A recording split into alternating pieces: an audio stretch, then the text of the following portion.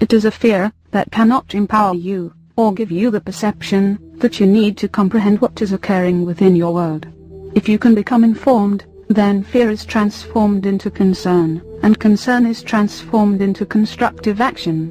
We know of no other way to describe this. The interbreeding program is becoming very successful. Already there are those walking your earth who are born of the visitor's consciousness and collective endeavor.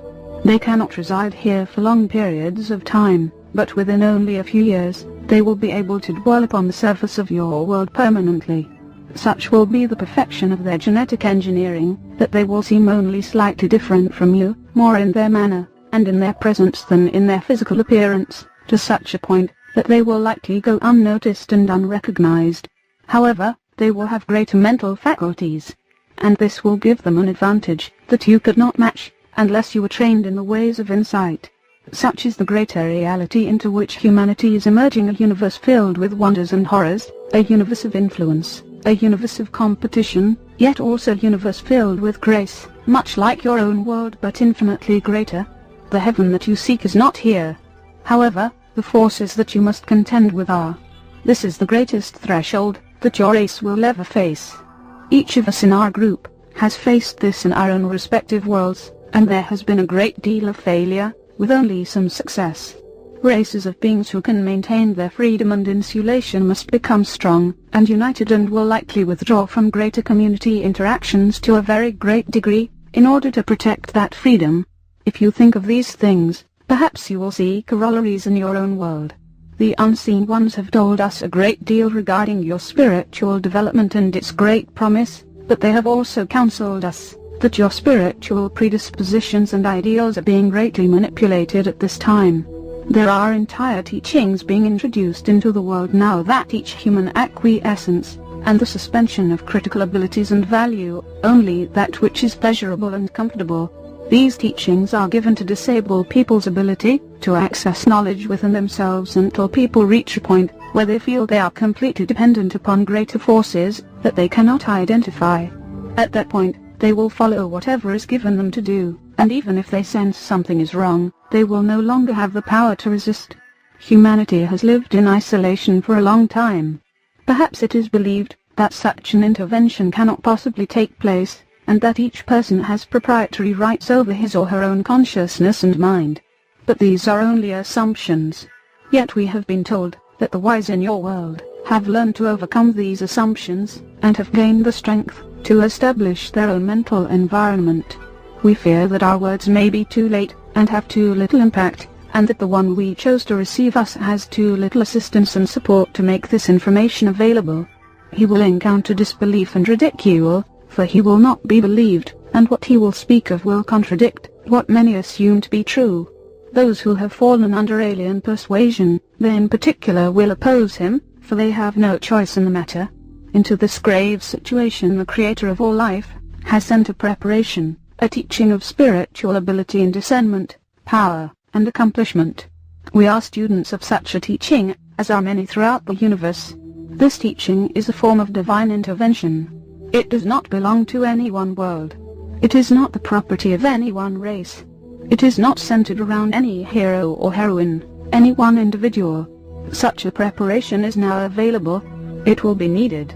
From our perspective, it is the only thing currently that can give humanity an opportunity to become wise and discerning regarding your new life in the greater community. As has occurred in your world in your own history, the first to reach the new lands are the explorers and the conquerors. They do not come for altruistic reasons. They come seeking power, resources, and dominion. This is the nature of life.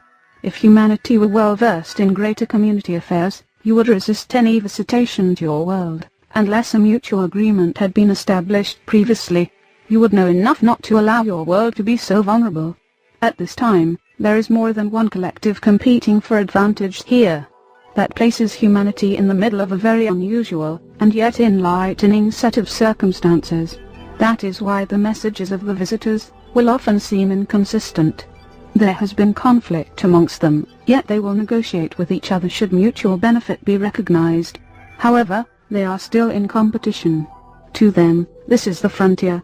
To them, you are only valued as being useful.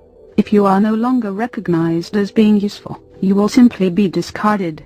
Here there is a great challenge for the people of your world, and particularly for those who are in positions of power and responsibility, to recognize the difference between a spiritual presence and a visitation from the greater community. Yet how can you have the framework to make this distinction? Where can you learn such things? Who in your world is in the position to teach about the reality of the greater community? Only a teaching from beyond the world can prepare you for life beyond the world, and life beyond the world is now in your world, seeking to establish itself here, seeking to extend its influence, seeking to win the minds and hearts and souls of people everywhere. It is so simple, and yet so devastating. Therefore, our task in these messages is to bring a great warning, but the warning is not enough. There must be a recognition amongst your people, at least amongst enough people here. There must be an understanding of the reality that you are now facing. This is the greatest event in human history, the greatest threat to human freedom, and the greatest opportunity for human unity and cooperation. We recognize these great advantages and possibilities, but with each passing day their promise fades as more and more people are captured, and their awareness is recultivated and reconstituted, as more and more people learn of the spiritual teachings that are being promoted by the visitors, and as more and more people become more acquiescent, and less able to discern.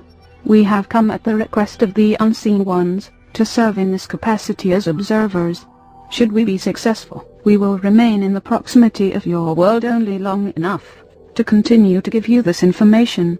Beyond that, we will return to our own homes. Should we fail, and should the tide turn against humanity, and should the great darkness come over the world, the darkness of domination, then we will have to depart, our mission unfulfilled. Either way, we cannot stay with you, though should you shall promise we shall stay until you are safeguarded, until you can provide for yourselves. Included in this is the requirement that you be self-sufficient. Should you become reliant upon trade with other races, this creates a very great risk of manipulation from beyond, for humanity is not yet strong enough to resist the power in the mental environment that can be exerted here, and is being exerted here now. The visitors will try and create the impression that they are the allies of humanity. They will say they are here to save humanity from itself, that only they can offer the great hope that humanity cannot provide for itself, that only they can establish true order and harmony in the world. But this order and this harmony will be theirs, not yours. And the freedom that they promise will not be yours to enjoy. Fourth briefing: manipulation of religious traditions and beliefs. In order to understand the visitors' activities in the world today, we must present more information regarding their influence on world religious institutions and values, and on the fundamental spiritual impulses which are common to your nature, and which, in many ways, are common to intelligent life in many parts of the greater community. We should begin by saying that the activities that the visitors are conducting in the world at this time have been carried on many times before in many different places with many different cultures in the greater community. Your visitors are not the originators of these activities, but merely use them at their own discretion to the extent that they are aware of them, and have used them before. It is important for you to understand that skills in influence and manipulation have been developed to a very high degree of functionality in the greater community. As races become more adept and more capable technologically, they exert more subtle and more pervasive kinds of influence upon one another.